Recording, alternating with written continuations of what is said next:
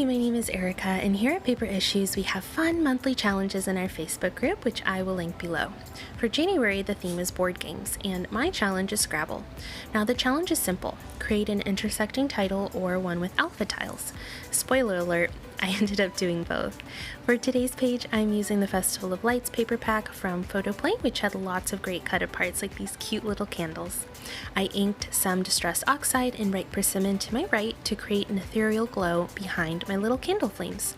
I do end up changing the orientation of my page and did also fussy blade out that text that you see above, and bringing in the second half of my page is Amy Tangerine's Late Afternoon.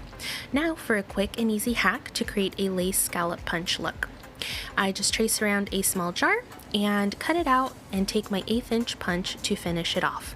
I have a limited amount of space, so it's really helpful to create little hacks like these that are so helpful on a page.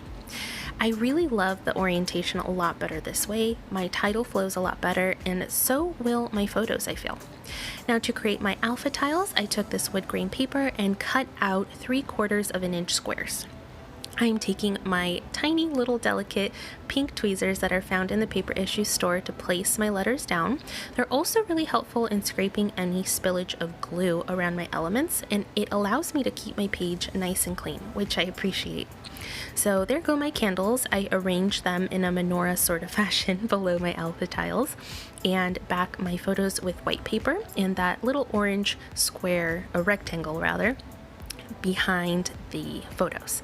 I'm taking this twine and I'm taking the tiniest crochet hook I've ever used and just crocheting a long chain stitch down and gluing it down. It gives it a sort of vintage feel and reminds me of an old bookmark I would find in any of the old holy books in church growing up. Lastly, I'm finishing it off with some Nuvo around the flames and little accents here and there, repeating that same orange paper below my candles, and finally some journaling about how this is the second year making latkes and they came out way better than last year.